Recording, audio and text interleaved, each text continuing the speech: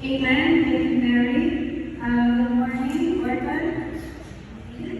Good morning. It's a Saturday today, and we are expectant of what the Lord is going to do today.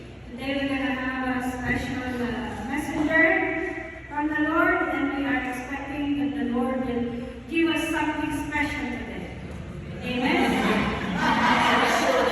No pressure. So, he is our dear brother from the church. He's been a very, very good servant of the Lord. He graduated in Bible school. He finished his second year. And now he's on his third year. Nag-abot ka lang sa third year. Baka sabay pa kami graduate. Let us all welcome the very anointed Son of God, Child of God, Israel, with us.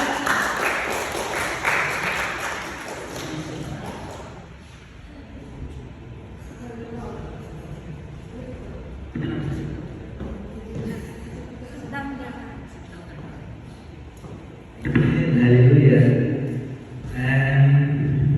Yeah, it's a privilege to be invited to speak here today. And I believe that the Holy Spirit will guide us and allow us to have this conversation.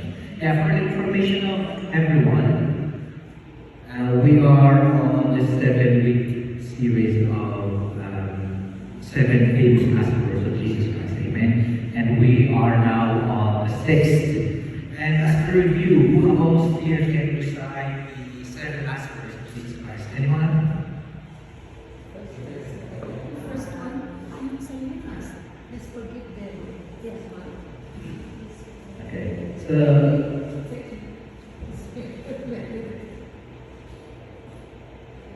So, this is Jesus' 7 last words on the cross. The first one is, Father, forgive them, for they do not know what they are doing. Second one is, today you will be with me in paradise.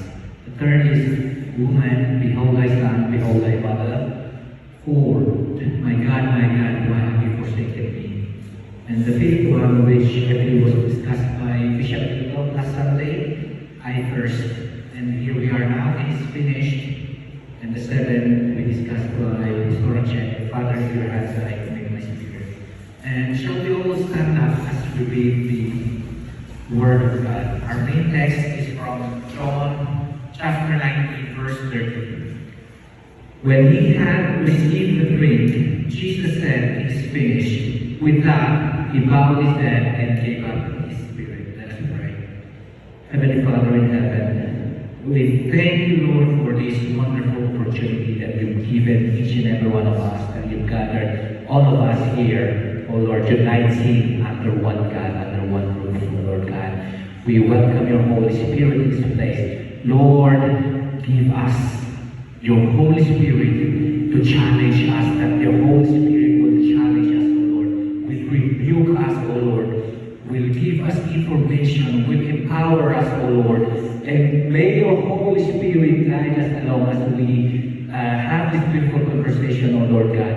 We believe that you will rebuke the works of your enemy. You will rebuke the work of the enemy that will try to nullify your work on us, oh Lord, your unfinished business in us, oh Lord God.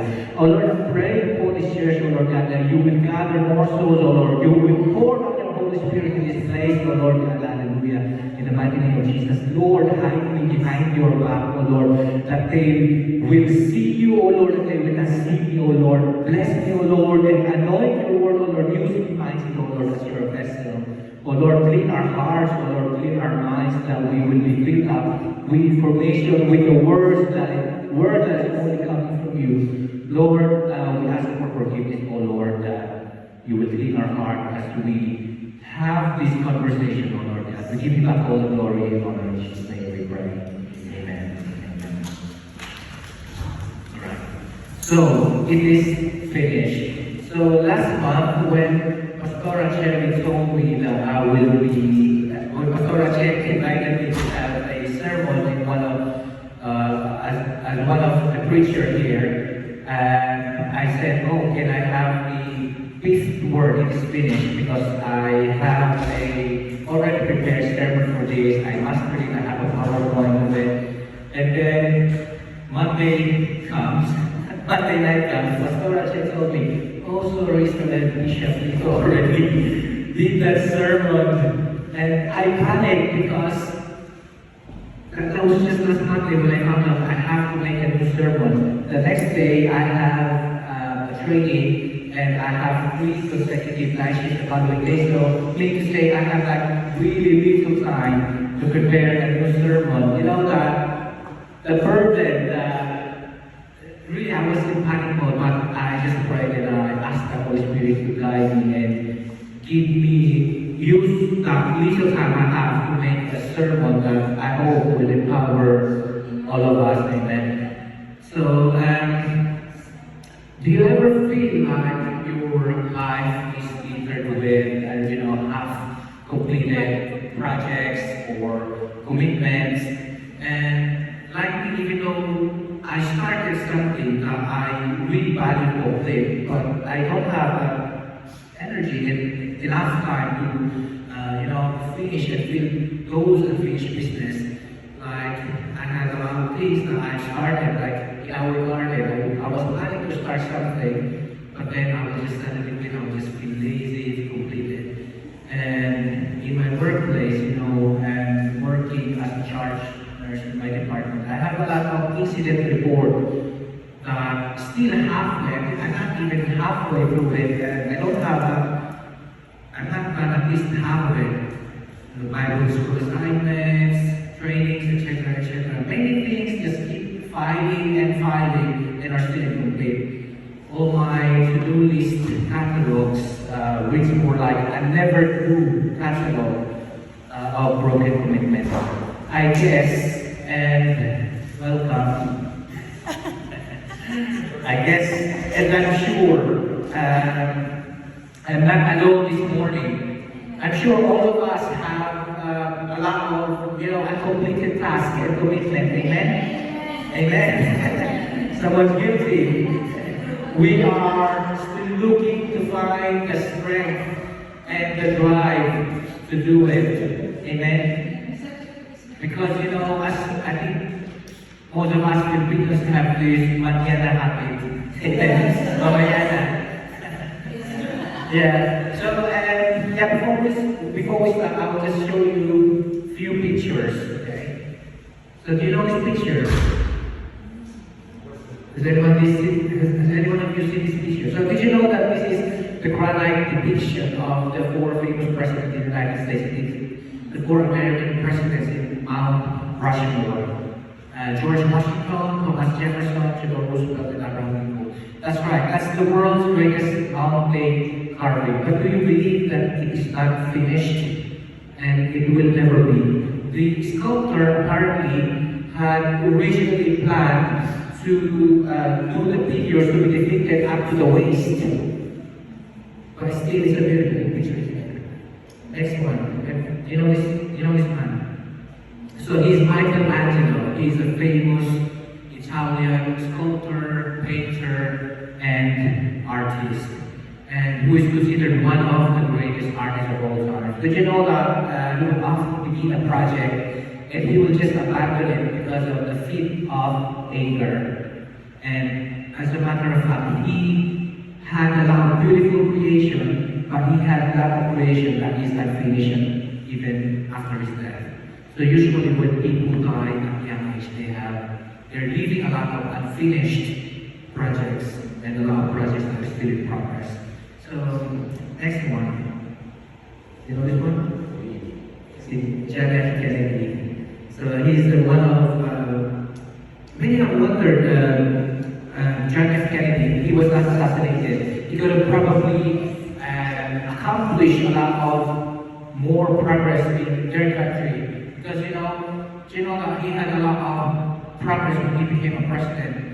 The United States became like really in a very good progress. The first man on the moon happened during his presidency. So he accomplished across various domains, including foreign policy, civil rights, scientific innovation, and economic reform. Imagine, like I said, what could he have been accomplished more if he was not assassinated? So in 10 short years, Alexander the Great the greatest conqueror of all time. So he conquered Greece, Persia, Asia Minor, Lydia, India, and a lot of places. What would he have accomplished if he had not died at the age of 33? Imagine he conquered a lot of big places and powerful countries at the age of, before he died at the age of 33. But our Lord Jesus Christ also died at the age of 33. Amen?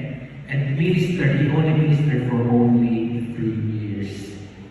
But what most of us, what most of the famous people we know have, incomplete work or unfinished business, and half-completed projects, Jesus Christ finished everything he started. Okay? He completed every task that he was given, and he accomplished all that he has planned to do. Amen. So, disclaimer before we start. This is a very critical sermon, and it is a critical knowledge I prepared for you guys. So please do not get bored or get confused. Okay, so before I explain and before we go further, let us first go back to our self-knowledge, the basics of our salvation. As everyone here aware of the basic knowledge of our salvation, the basics, are we secure that we are saved? Are we? So let us ask ourselves if we really know the basic foundation of the faith we are living and believing. Okay? Because if we do not know the basics, we will get lost in this topic, and I will explain it in the layman's terms. Okay? So we all agree that God is a loving God. Amen? But God is also a just God. Amen? He loves us. Listen, this is critical. He loves us, but he also hates the sin. Because we are all sinners.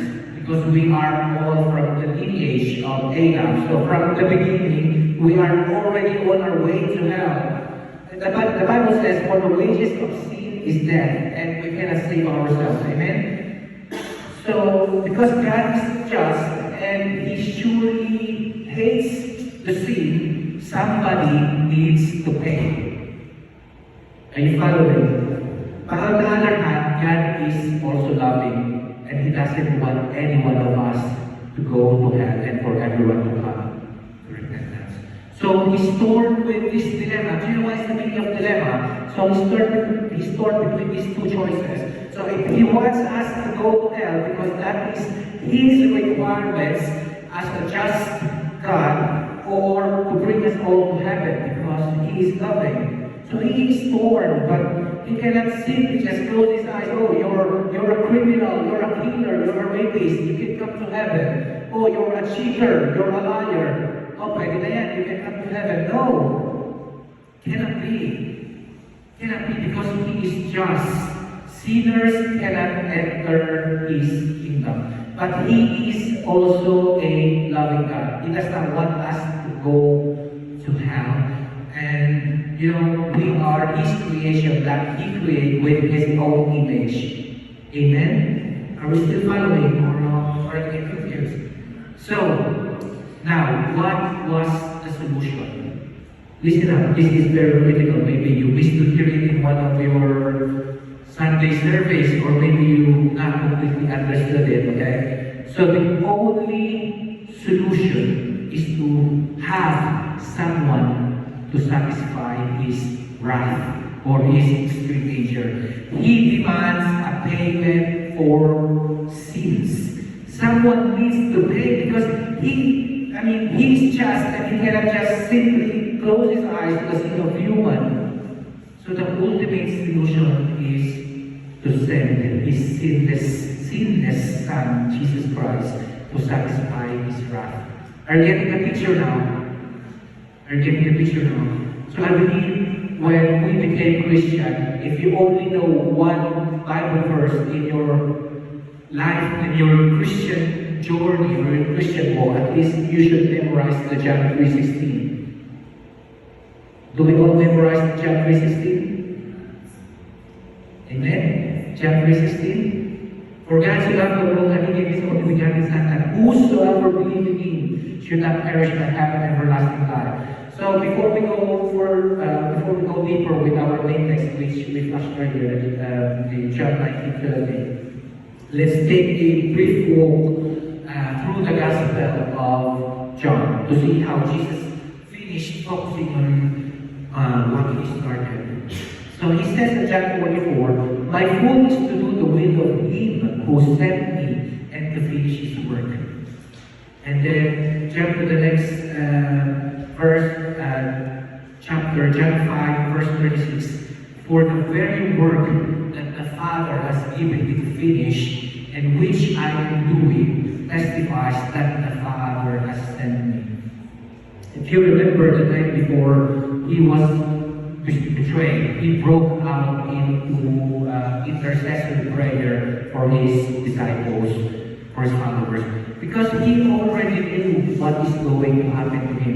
The time of his death had come, and he could say with confidence that he had left nothing undone. As you can see in John 17, verse 4, "I have brought you glory on earth by completing the work you gave me to do." And read it again. "I have brought you glory on earth by completing the work you gave me to do." This is really an amazing statement. Amen. He could have healed more miracles, he could have performed more miracles and healed more sick, but he knew that he came for a more important and definitely more important reason. So in this context of his prayer, Jesus reveals that his mission was to concentrate on a few men who would change the world.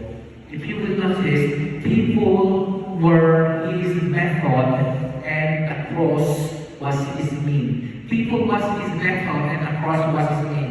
Before he even preached his first sermon, he already chosen who will be his disciples. He already selected people to follow him. He didn't develop programs, or he didn't develop programs to reach the multitude. So what Jesus did, he developed individuals that the multitudes would follow. Now, as we turn to our main text, so let's get the first two verses prior to that. In John 19:28-30, "Later, knowing that everything had now been finished, and so that scripture would be fulfilled, Jesus said, 'I am thirsty.' Now a jar of wine vinegar was there, so they soaked a sponge in it, put the sponge on the top of the hyssop plant, and lifted it to Jesus' lips. When he had received the drink, Jesus said, 'It is finished.' With that, he bowed his head and gave up his spirit." So, this cry on the cross, when he said, "It is finished," it was this cry on the cross follows quickly after the brief cry when he said he was thirsty. And immediately, before his final exclamation, which Pastor Chen will address next week, "Father, I commit my spirit to you." So these last three shouts, the 5, 6, and 7, were most likely uttered during his last minute, during the last minute of his life. The first four statements were focusing on the tragedy of the cross, and now we turn now to his triumph. So we move from the desolation of from the destination of my God, why have you forsaken me, to the lamentation of I thirst, to the sixth cry of jubilation, it is finished. So we can describe it this way. From the words of the victim, we turn now to the words of the victor. So verse 28 and 29, he uttered his fifth cry, I thirst. I'm confident that Bishop Nico did a great job last Sunday. Amen? Helping us quench our thirst in the deep river of the scriptures as they focus on the first perfect humanity of Jesus Christ. And his profound suffering and the prophecies surrounding his birth, life, and death. Now, look at verse 30. When he had received the drink, Jesus said, "It is finished." So don't miss the link. Okay? Don't miss the link between the two cries, the cry number 5 and the cry number 6. They are interconnected. So Jesus was parched with thirst. He was crying out probably because of heat and exhaustion, imagine being hung there on the cross. So the wine vinegar was put to his lips, which fulfilled the scriptures. And the theologies and the medical researchers believe that Jesus could have typically died of asphyxia when he was given the vinegar. The sour, because they believe that the sour vinegar stimulates the muscles of the mouth and the throat, and it can probably cause asphyxia. Asphyxia in medical terms, like with the layman's terms, it's like a choking. And he could have died of aspiration as well. Like, the fluid that will put in your mouth will not go in your stomach, will go to your lungs, which will deprive you from having enough oxygen. Anyway, they believe that what Jesus did, he loosened his tongue so it won't stick on the roof of his mouth, and he cleared his mouth, so he could still utter these words, "It is finished." Notice also that this verse is translated in English, "It is finished," and Jesus is not saying, "I'm finished," like in a defeated sort of way, you know what I mean? Like, Jesus didn't say, "I'm finished" in a defeated sound or in a defeated sort of way, like almost he tried, but he just can't do it. Amen. So his death is not an accident. It is not as if it was great injustice was done. In fact, by his death, justice was fully satisfied so that we can be declared righteous. So he didn't say it dejectedly, or even with a sense of, Jesus did not say like in a tone of being dejected, like, "Oh, hi, finally, it's finished, I can rest now." No, he said, "It is finished." It is finished. It was uttered in a word of triumph. Amen. So, have you ever stopped and think about the most useful words we use in our daily conversations? Like our favorite expression. What's your favorite expression? If you could pick the most popular phrase that most of us are using in our daily conversation. I thought you never asked, but according to the Filipino Lingua Thesaurus, the top expression and the most favorite expression that the most Filipinos use are "sana all," "malupay," "kakanaman," and ikaw na. Any native English speakers here? What was the most common, can I ask our native English speakers, what is the most common English phrase or English expressions that we usually use in our daily conversation? English people. What's the most usual words, like the most common usual words that you always say? I think what I noticed, I'm not sure about what I noticed, most of them are saying, "Sinasabihin." Yeah, anyway. But you know what, I'd like to tell you that the greatest word ever spoken in all of history is this: Tetelestai. Tetelestai. It is a Greek word which means it is finished. While it might not be a very common nowadays in our culture today, but it is profoundly powerful. In English, this sixth shout of Jesus Christ on the cross contains three words. It is finished. In Greek, only one word is used, which is tetelestai. And I remember on my second year, second sem with Pastor Robin, I had a few weeks lessons under Greek subject under Pastor Robin, and I've learned a lot from him, learning the basics of Greek.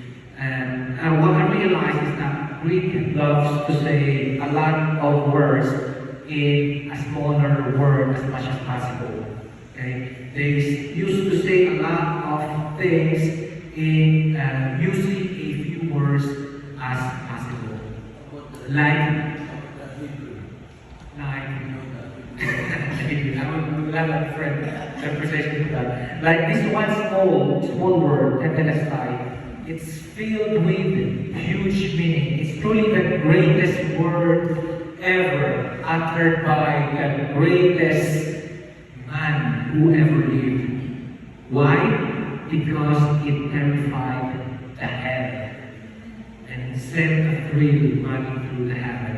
Amen. So let's unpack this, the meaning of this one word, and hopefully allows to impact our lives in a fresh way today. Amen. You know, from the other gospel, it says that tetelestai was said in a loud voice, like it wasn't like in a whimper sound or like in a, like in a dying sound. No, they believe that it was uttered in like a shout of victory, like tetelestai. Okay? So, who amongst here have master's degree in English language? I think are very good in English. Like English and grammar guru, I'll just show you this one. It is finished versus it wasn't finished. Okay. Grammar guru, I have like students here, especially the native English speakers. We all agree that this word, it is finished. It is a verb action word in past perfect tense. Am I right? Well, English gurus are exactly. So it is in the past perfect tense. While that it was finished, it is in the past tense. Now maybe you will ask this, what's the point? What's the significance? That's significant because it refers the past perfect tense. It refers to an action that happened, that has been completed in the past, with the results still continuing in the present. Does that make sense? It is not in the past tense it was finished, because the past tense says it was finished. This already happened. The past perfect tense adds the idea that this happened and is still in effect today. It literally means it was finished, and as a result, it is forever done. Or it was finished in the past, it is still finished in the present, and it will continue to be finished in the future. Are you getting it? Amen. In other words, we can say it this way: all has been done that needed to be done, nothing more is needed. So Greek people in the first century would understand the word tetelestai because it was used in so many ways. Like a farmer would use it to describe a perfect animal, so beautiful that it seemed to have no faults. He would look at his lap and he would say, tetelestai. Or a carpenter, after finishing a perfectly made craft or a perfectly made masterpiece, or after his finishing task, he would step back and say, "Ooh, tetelestai." A servant would return to his master after faithfully finishing his job report, and he would say to his master, tetelestai. And perhaps most importantly, this was a backing term for a actor or accountant. When a person would fully pay his debt banker would hand him a receipt with a stamp of tetelestai stamped on it. So it is finished. Tetelestai. There are no defects. Sabi nga ng Tagalog, walang bahid ng dumi or kapitasan, walang imulmol. The picture is perfect. The job has been performed exactly to the specifications. The debt is fully forgiven and the debt is fully paid. Paid in full means that once is something paid for you, you never have to pay for it again. Amen? You'd be foolish if you try. I'm sure all of us here has so many things and debt that still needs to be paid in full. Marami tayong utang, whether we owe it from a person or from the bank. Me, I'm still paying for my new phone, my car, my house, my wish list, I'm ending. And insurances, and so forth. Bawal tayo mapatuloy. We have no right to get tired from working because otherwise we will not survive, especially here in the UK where cost of living is always increasing. Amen. Anyway, because even you already, like, let's say you already fully paid your car or your mortgages, still not considered fully paid because you still have to pay for the insurance, you still have to pay for council tax, the road tax, the service provider for your mobile phone, etc. So you know the only thing that was paid in full is our ticket to heaven. Amen? Our salvation, that is the only paid in full. We couldn't pay for this thing because it was already paid for. And if we had insisted on paying, it would have been an insult to Jesus and his sacrifice on the cross. Amen. So whether you accept the fact or not that Jesus paid it all, you cannot pay, you can try to pay it for yourself. Now, when Jesus said, "It is finished," at the last time, what was accomplished when he said that? Let's go back to verse 28. Knowing that all was completed. Knowing that all was now completed. Did you notice that it is the same as it is finished? Amen. This is the same word found in that verse 30. It is finished. It is finished because all has been completed.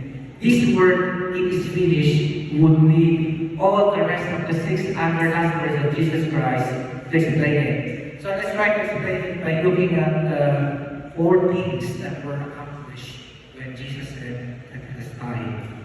So what was accomplished? First one, his suffering was completed. In Isaiah 50 verse 3, he was despised and rejected by men, a man of sorrows and familiar with suffering, like one from whom men hide their faces, he has despised, and we esteem him not. Do you know that Isaiah, the book of Isaiah, was written over 500 years before Jesus was born? Prophet Isaiah depicted that Jesus would face intense suffering during his entire life.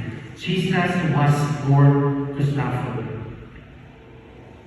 I am sure you learned from the past few weeks from the past sermons from Adelina, from Mary, from Bishop Lito, about how awful Jesus went through, Jesus suffering, physical sufferings before the crucifixion, you know, the whipping, the torture, the carrying of the heavy cross, and horn on his that was put on his head. But that is nothing compared to what he experienced on the cross when he became the sacrifice. So when he was there on the cross, God the Father turned his back, and the sun stopped shining for 3 hours as the accumulated ugliness of the sins of the whole world were poured out on him. When you say accumulated, so that was accumulated sins from the time of Adam up to the present. So imagine how heavy was that sin. Amen. Jesus also reminded his disciples on a regular conversation on a regular basis that he was destined to suffer. He says in Luke 9:22, the Son of Man must suffer many things and be rejected by the elders, chief priests, and teachers of the law, and he must be killed, and on the third day be raised to life. So what does it mean? Brothers and sisters, the cross is not an accident. Amen? He says in Luke 9:51, as the time approached for him to be taken up to heaven, Jesus resolutely set out for Jerusalem. When we say resolutely, it means purposefully or unwavering desire. So Jesus did not die as a martyr. He planned it, was part of the plan. He set his face towards the cross, and he was to suffer and die for a purpose. It was not an accident. Amen. Now, because of that, the cup has been drained. The awful storm of God's wrath has been spent, and the darkness has ended. The wages of sin have been paid, and the divine holiness of God has been satisfied. His suffering is complete. Tetelestai. What's the second accomplishment? The second that was accomplished when he said Tetelestai. Second, the sacrifice was fulfilled. Who amongst you already read the book of Leviticus? Have you read the book of Leviticus in the New Testament? The Genesis, Leviticus, just focus on Leviticus. You know, the book of Leviticus elaborates the system of sin cleansing through blood offerings, you know, the killings of animals. So the book of Leviticus is visually a bloody book. Like visually bloody book, literally full of bloods and animal killings. So for hundreds of years, rivers of blood flowed from the altar of God, and yet the cost of sin was never fully paid. Just so you know, the book of Leviticus describes a rather complex system of animal offering that involved offering different animals to be sacrificed. So the priest would take the animal, kill it, drain the blood, and burn the carcass on the altar. So the law back then, during the Old Testament, was very specific. There could be no unblemished animals. They had to be without spot or blemish. In Leviticus 22:20, do not bring anything with a defect because it would not be accepted on your behalf. So the Old Testament depicts a very bloody system. So a priest would spend a good part of his day, you know, killing animals and splashing the blood on the altar. And in some cases, the priest would preserve part of the animal for food and then burn the rest.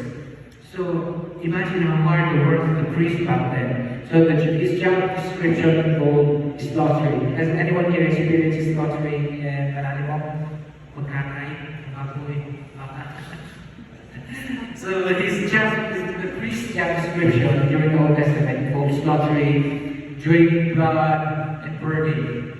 Imagine, he did this day after day, week after week, month after month, year after year. I'm sure, no matter how hard he cleaned himself after, every day still the smell of blood and burning, you know, flesh is still on his nose. So we can summarize this system as blood, death, and sacrifice. So the work of the priest was never done because sin was repeatedly committed. And did you know the priests, they were not allowed to sit down when they were on shift. So they have to remain standing up. And it symbolized that their job was never completed. And each day, imagine each day there's new sins that being brought to them. So each day brought new sins and a fresh cry for blood. A priest who served for 40 years would have killed thousands of animals. Imagine that. So when the priest died, another priest will take his place and do the same thing. Blood, death, and sacrifice. So, Now, if we jump to Leviticus 16, it describes in stunning detail what took place during the annual atonement ceremony. I'm sure you heard the atonement ceremony. So it's a yearly celebration during that time. So the high priest, during the Day of Atonement, the high priest would get a two perfect goat. So what they're gonna do with that two perfect goat? So the first goat, they will kill it. So they will kill it and they get the blood and sprinkle it beyond the veil over in the temple, the Holy of Holies. So how about the second goat? The second goat, the priest would pray over to that second goat, like symbolically transferring all the sins of the world or of that community towards that goat, and they will release the goat outside the camp. So they will just let the goat run and get lost in the desert and eventually die there. So when Jesus was crucified, it was the start of one of the Jewish tradition, which is the Passover. So he died as the final and perfect sacrifice.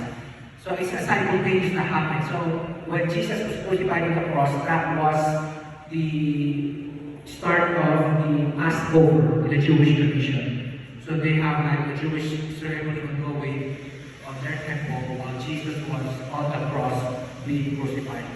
So as the priests were about to sacrifice the lamb, that was around 3 p.m., the Lamb of God, Jesus Christ, gave his life for the forgiveness of sins on a hill called Golgotha.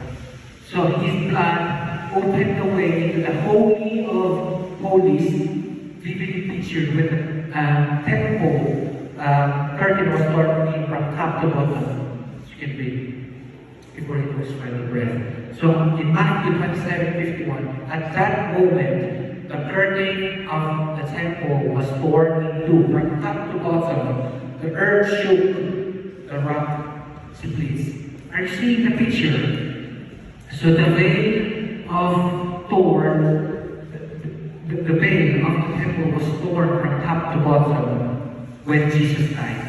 It is one of the most striking events in the Bible history took place at the exact moment of Jesus' death. So the veil of the temple was torn from top to bottom. So what does that really mean? In the Jewish, so I was a bit further. So in the Jewish temple, let's say that's the Jewish temple, okay, this is the Jewish temple. So they have the thick veil or curtain that separate the holy place to the Holy of Holies, where the tabernacle was placed or was in. So the tabernacle is where God resides. So where the Ark of the Covenant, the place of God's presence, was kept. So in the Old Testament, only the priests are allowed to go inside beyond that curtain on only annually. So once in a year, only the priests are allowed to go there. There's a lot of people in the past who attempted to go beyond that veil and they died. Like they died straight away. So only the priests could enter that once a year on an annual day of atonement to offer sacrifices for the sin of the people. So but when Jesus died, something extraordinary happened. The veil of the temple that covered the Holy of Holies was torn from top to bottom. So what does that mean? What does it signify? What does this mean for us? It means we now have direct access to that. No more covering. We have now direct access to that. It means the whole system of sacrificing animals. It means reconciliation with God. The veil was torn that we could have free access, not on a yearly basis, but in any time we want to have and feel the free access to God's presence. So Jesus was also the scapegoat, like I explained earlier, the second road that they will symbolize the sins and they will just release it to outside the camp. So Jesus was also the scapegoat who was crucified outside Jerusalem. That means outside his camp when he was killed on the outskirts of Jerusalem, taking the penalty of sinners who transfer their sins to him. Leviticus 16:22, the goat will carry on itself all their sins to his holy place. It pictures what Jesus did in our behalf. I believe Jesus was in that solitary place when he cried out, my God, why have you forsaken me? Amen. Hebrews 13:12. And so Jesus also suffered outside the city gate to make the people holy through his own blood. So from the very beginning of time, God had already perfect plan, something big plan that is better than the old system, than the Old Testament system. Hebrews 10:1-4, what it says there. The law is only a shadow of the good things that are coming, not the realities themselves. For this reason, it can never, by the same sacrifices repeatedly, endlessly, year after year, make perfect those who draw near to worship. If it could, would they not have stopped being offered? For the worshippers would have been cleansed once for all, and would no longer have felt guilty for their sins. But those sacrifices are an annual reminder of sins, because it is impossible for the blood of bulls and goats to take away sins. So, meaning to say, the entire sacrificial system was meant to prepare us, to prepare God's people in the present for the coming day. Do you remember when John the Baptist saw Jesus and he testified in John 1:29? The next day, John saw Jesus coming toward him and said, "Look, the Lamb of God who takes away the sin of the world. Look, the Lamb of God who takes away the sin of the world." All the lambs and goat sacrifices in history point directly to the Lamb of God who gave his life for us. Amen? The word translated takes away is used elsewhere in the Bible as well, like in the rolling of the stone that sealed the tomb of Jesus. When Jesus died on the cross, the final sacrifice was fulfilled, and he rolled away our sins once and for all.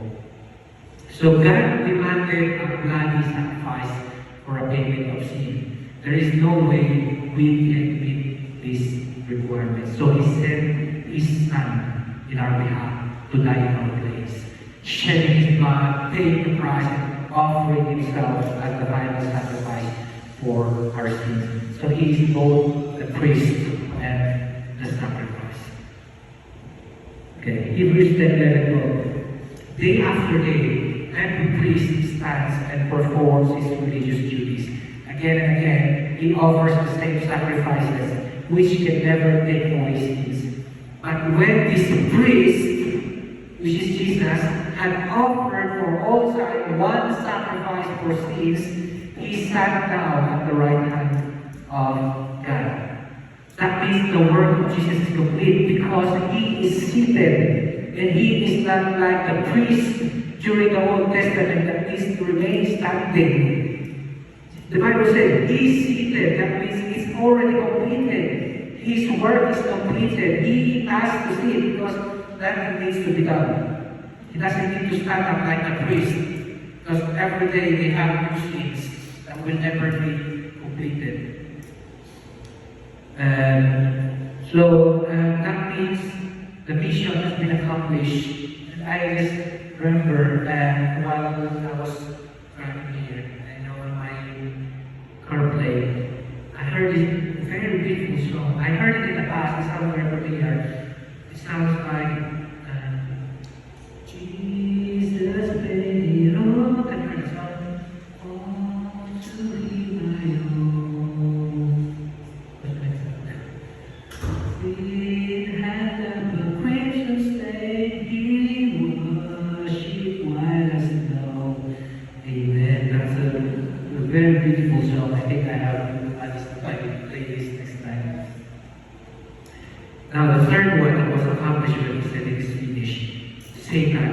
was defeated. Amen. So while Satan still has some power, he is a vanquished foe. Meaning to say, he is defeated thoroughly. Satan may have thought the cross was his victory. He thought that the cross was his point of greatest victory. No, but it wasn't. John 12:31. Now is the time for judgment of this world. Now the prince of this world will be driven out. Satan, who was once prince of this world, was defeated. He was driven out. Second sentence in Hebrew 2:14. So that by his death he might destroy him who holds the power of death. That is the devil. The second verse as well, the second sentence in 1 John 3:8. The reason the Son of God appeared was to destroy that devil's work.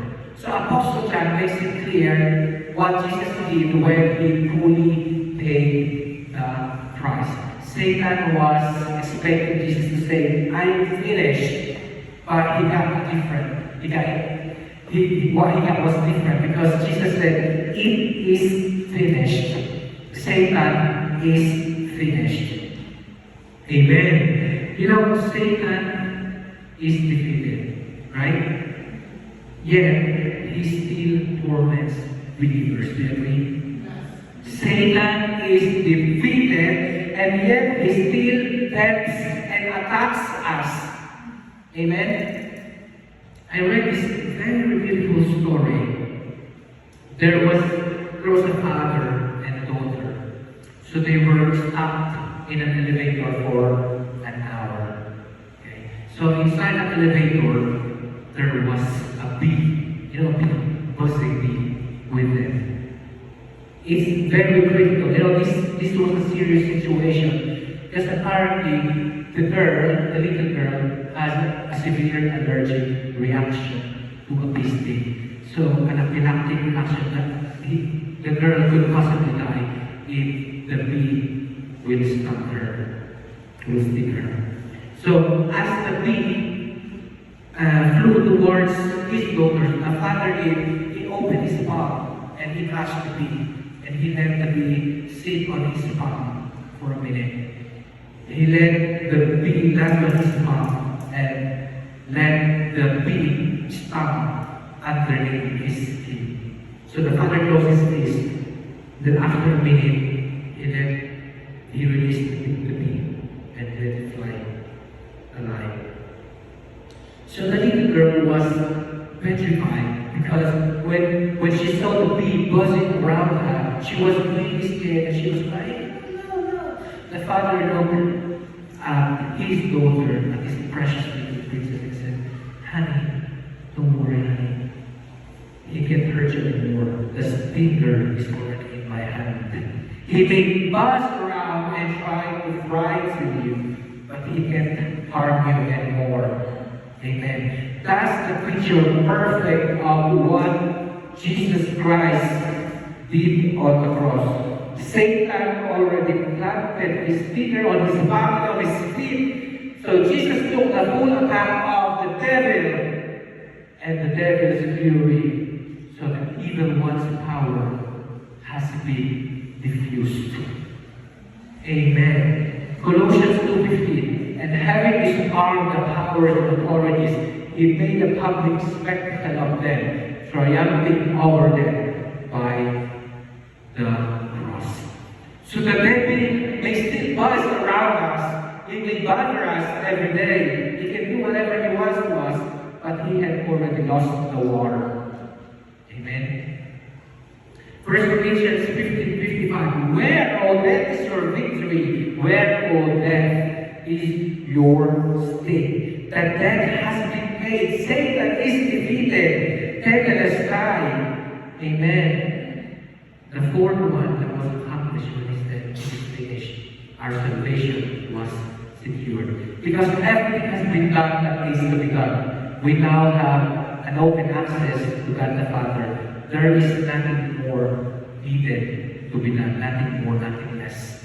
Nothing needs to be added to what has already been accomplished Jesus came in order to bring life to us. As John said, it says in John 10:10, I have come, as Jesus says in John 10:10, I have come that they may have life and have it to the full. So he was very clear about his mission when he says in Luke 19:10, for the Son of Man came to seek and save what was lost. When we put our faith in him as our substitute, trusting his finished work on the cross as full payment for our sins, for the wages of our sin, then what will happen to us? We will be regenerated. We're given a new life and become a totally new person. 2 Corinthians 5:17. Therefore, if anyone is in Christ, he is a new creation. The old has gone, the new has come. We were justified. We've been declared righteous in spite of our sinfulness. Romans 5:1. Therefore, since we have been justified through faith, we have peace with God through our Lord Jesus Christ. And we are adopted. We've been brought into God's family. We've been brought into God's own home. Romans 8:15-16. For you did not receive a spirit that makes you slave again to fear, but you received the spirit of sonship. And by him we cry, Abba, Father. The Spirit himself testifies with our spirit that we are God's children. And most importantly, we are sanctified. We've been set apart, and we are in the process of being changed. Amen. We are still unfinished projects, okay? We are still unfinished projects, but Christ will complete us when He returns. Philippians 1:6. Be confident of this, that he who began a good work in you will carry on to completion until the day of Christ Jesus. So I want to conclude my sermon with three application points. So 3 application points. The first one, since Jesus paid it all, there is nothing more that needs to be done. So once you're saved, you're saved. Salvation is not a do-it-yourself project that I have to do this in order to be saved. I have to do this, I have to follow this, I have to do blah, blah, blah, in order to be saved. Nor, salvation is not a 50-50, 50-50 arrangement like, oh, Lord, I'm going to do the half of it, and you did the half of it. No. Jesus has done it all 100%, so that we don't have to. Maybe some of us are still trying to clean ourselves, to make ourselves blemish-free before God. We must not be on like a self-improvement kick, because self-improvement is not a forever conscious effort. But it should be the fruit of our faith. Okay? We are righteous, or we are becoming, or we are improving, not because, I have to do this, otherwise I have to do this again, I have to do this. No, it will come out naturally. It's the fruit of the faith that is implanted to us. Amen? And of course, it's not a bad thing to be consciously righteous to everyone. Like, it's not a bad thing to donate to charity, some other religions are doing, like it's a prerequisite to donate to charity in order for them to be saved. It's not a bad thing, but it's not like that. Or like the Muslims believe that once in their lifetime, they have to go to Saudi Arabia for their Umrah, they call it Umrah, or they have to touch the black stone in order for them to get a ticket to heaven. Nor we cannot try to be perfect and try not to sin at all, or try to please God with all our deeds and actions for us to just to get salvation. The bad news is this: we cannot make enough changes by any means in order to meet God's requirements. Because if God will just only require us in order to be saved by God, no one can meet God wants us. The Bible says in Isaiah 64:6, all our righteous acts are like filthy rags. The good news is we don't have to because Jesus did it all. Amen. Can I speak bluntly? Okay, mag-real talk tayo. Okay, so we are Christians, okay? We are not performers, so we should stop performing. So what do I mean by that? Our acceptance is not based upon anything we do, but on what already had been done for us. These are shocking words because many of us secretly believe that there is something we must do in order to be saved. But you know, no degree of reformation, no church attendance, baptism, or good works will get you a little bit more closer to God. So, I'll speak further. We cannot say, Oy, I'm close to Pastor Rachel, I'm close to Bishop Tito. That means I'm closer to God. No. Oh, I'm a praise and worship leader, and I play piano in the church. Oh, I have a ministry. Kastel ako sa langit. No. No matter what we do with our life, and no matter what attempt we do to clean our personal sins, like kahit magpenitensya tayo. You know, the penitence, the Catholic, even you do penitence on a yearly basis, or even you confess to the priest your sins and pray that Holy Rosary for 100 times a day. It doesn't make any sense. Okay? It doesn't make any sense. Sin is only forgiven by the shed of blood of Jesus on the cross. And we can only be forgiven with our heart. Through repentance. Meaning to say, through repentance means you just simply say, sorry Lord. No, through repentance means you accept that you are sinners and you will not be righteous. So you are asking for forgiveness and cleansing. Amen? Because the Bible said we were given a new heart. Yes, that's right. We will still sin because we are still in the flesh. Amen. But when you have true repentance, when you have that true repentance, you will feel guilty to do the same sin again. The Holy Spirit will rebuke you when you attempt or think to do the same sin again. And we were given the Holy Spirit. The Holy Spirit is in us. So the Holy Spirit will keep us reminding, and the Holy Spirit will guide us along. Amen. So I will share another story. Okay.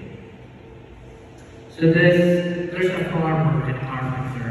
They are very good friends. Okay. They both believe in heaven. They both believe there's heaven. They both believe in God. But the farmer firmly believes that the true gospel, that Jesus already died for our sins, and we will be saved through faith. On the other hand, the carpenter believes that no, it's not faith. You have to continuously do good work in order to earn salvation. So the Christian farmer was deeply concerned for his friend, the carpenter. So he shared gospel with him like almost every day, many times, to explain that no, you have Christ already paid the way for our sins. We just need to have a relationship with God, with Him. So the carpenter argued that, oh, I have to do this on his own to get to heaven. So the farmer is already tired, so what he did, he decided to ask the carpenter to make a wooden gate for him. Okay. So when the carpenter finished the gate, the wooden gate, he hung it near the farm. He then asked the carpenter to meet him the next morning. So when the carpenter arrived, he was surprised to see the farmer standing by the gate with a sharp axe on his hand and asked, "What are you going to do with an axe?" The farmer replied, I'm going to add a few more details or a few more strokes to your work. So the carpenter was filled with shock and he's like, but there's no need to do that. The gate is perfect, just the way it is. I did all that was necessary to me. So the farmer ignored him, lifted his axe and slashed and hacked the wooden gate until it was completely destroyed. The carpenter cried out, look what you've done! You ruined my work. And the farmer replied, you know what? Yes, I did. And that's exactly what you're trying to do. You're trying to nullify the finished work of Christ by your own miserable addition to it. Amen. Are we still doing the same thing? Like, we are trying to earn salvation by trying to be, we believe that we can only get salvation by trying to do on our own. No, Jesus paid it all. He said it's finished. God is offering us salvation free of charge. Second, everything has been done, but salvation must be received in order for it to be activated in your life. So the debt has been cancelled, but it will only be applied to the ledger sheet of your life if you ask for it to be done. Like you cannot go, you cannot get your receipt if you not ask for it. Something like that. John 1:12. Yet to all who receive him, to those who believe in his name, he gave the right to become the children of God. We must believe that Jesus did it all, and we must put our faith in him. We should be willing to receive the greatest gift of all time. Now, if you still want some work to do in order to be saved, then put into practice what Jesus said in John 6:29. The work of God is this, to believe in the one he has sent. So what's the third point? Jesus' work is finished, but ours is just beginning.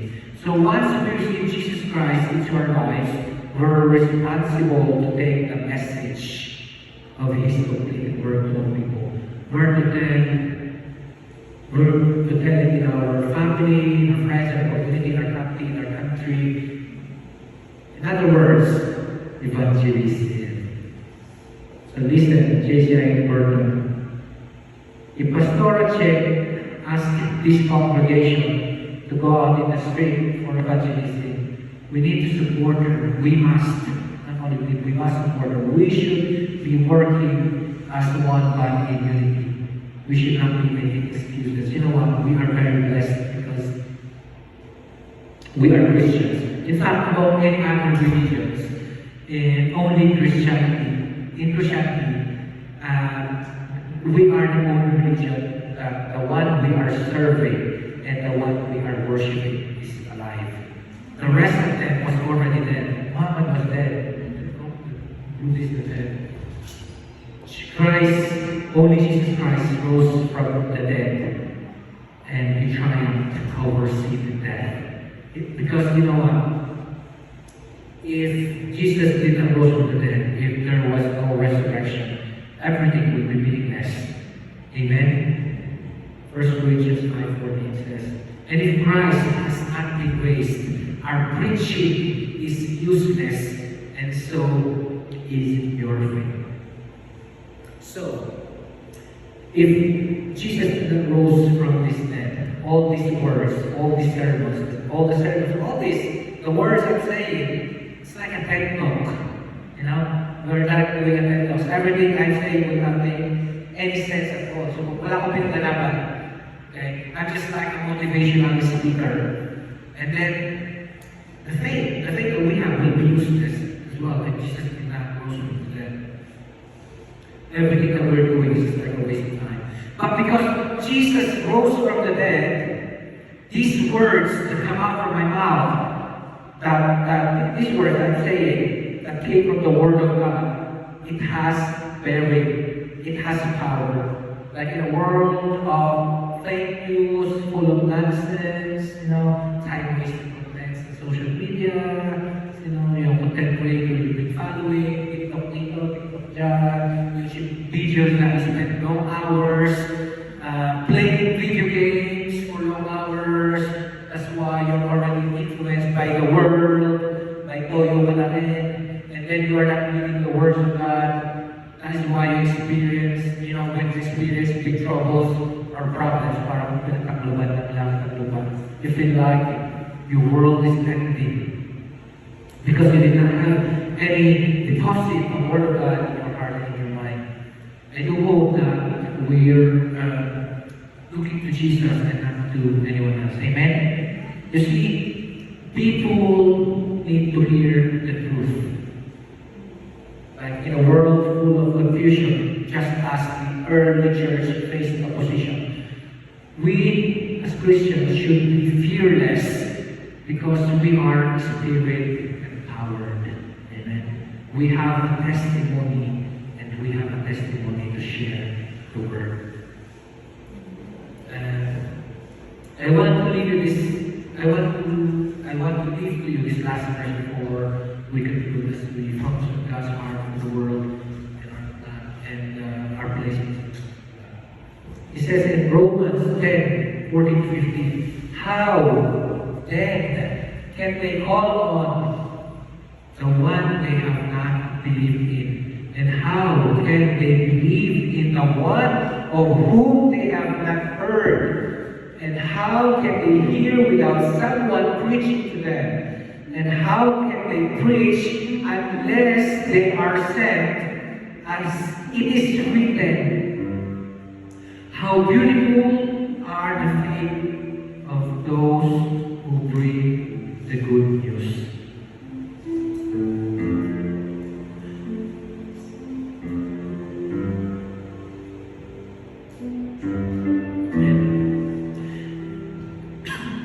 So before we close in prayer, I just want to give you a very short summary of what we have just talked about. Okay, so it's just a very short summary. When Jesus received the faith, Jesus said, "It is finished." This cry from the cross is a shout of victory. So Jesus fully paid the price for our sins, stamping paid in full across the ledger sheet of our lives. So since Jesus paid it all, we don't have to. It is definitely a good news for us. So if it's a good news for us, why not worth sharing it to others? Maybe we still have family, like really close family as close to our heart, who hasn't heard the good news yet. Okay, maybe we have a family member, brother, sister, daughter, or a son who does not know Christ. We love them, and of course we don't want to go to heaven without them, don't we?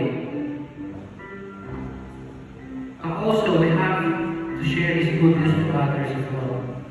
Shall we all stand up and close in prayer? Amen.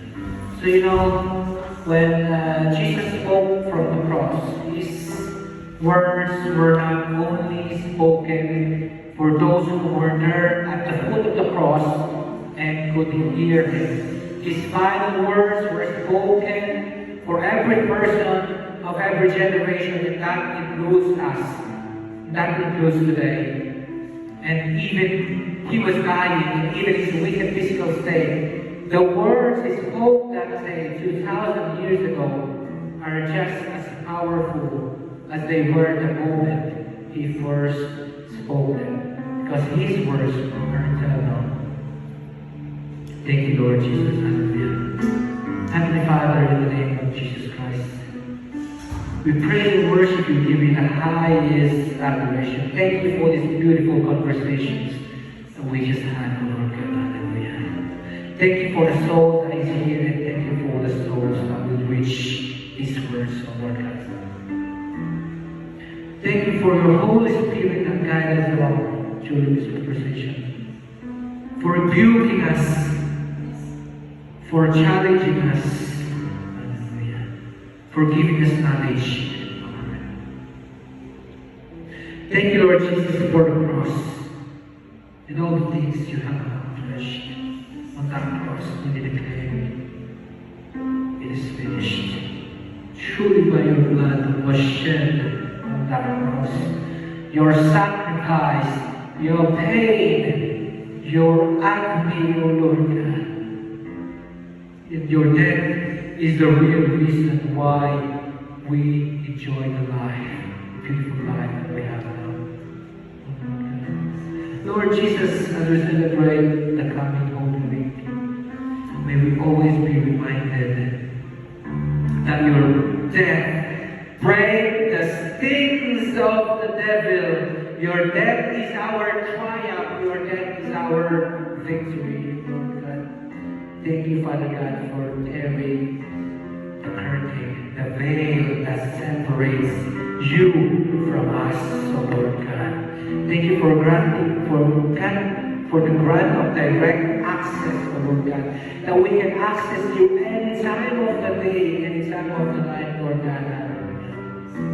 We can think of any way or any need to gain salvation in order to be in your kingdom, in order to be saved. There is no other way. Jesus is the way, the truth, and the life, and no one comes to the Father except through him. Thank you, Lord, for the free gift of salvation. And for the reminder that we don't need to experience the sufferings and punishment. We don't need to add anything more to earn it other than putting our full trust in you. And our faith and trust in you alone, O Lord God. And we believe and cling to your promises that if we will have a true repentance, if we will put our full trust in you, if we will declare with our mouth that you died for us, for our sins, we will be saved. Amen. Forgive us, O Lord, for all our sins that we have committed, for all our stubbornness, O Lord God, for all the things that we keep on doing, for all the things that we keep on thinking that is not pleasing in your eyes, O Lord. Give us a true heart of repentance. Lord, yes, it is true that we have a new heart, yes, Lord. But Lord, our mind, our flesh are still weak. Lord, give us strength, Lord, as coming from you. May your Holy Spirit guide us all along. May your words, O Lord, that was implanted in us, guide us along, O Lord, and your Holy Spirit will keep nudging us. Every time we try to think, or every time we try to attempt things that are not pleasing to you, Lord, rebuke us, O Lord, for all the things that is not pleasing to your eyes, O Lord. Hallelujah. Hallelujah. But Lord, thank you, Lord. Thank you, Lord, for the cross. Thank you, Lord, when you declare that it is finished. Thank you, Lord, when you said that tetelestai. Lord, we don't have to do anything but to put our trust in you alone, Lord God, because you've already done it for us, Lord God. We cannot do anything to gain our salvation other than putting our trust in you, believing that you did it, you died for our sins. Hallelujah. It is truly finished. Thank you, Lord. Tetelestai. Lord, we give you all the glory and honor and all the adoration in the mighty name of Jesus. We declare victory. In Jesus' name we pray. Amen.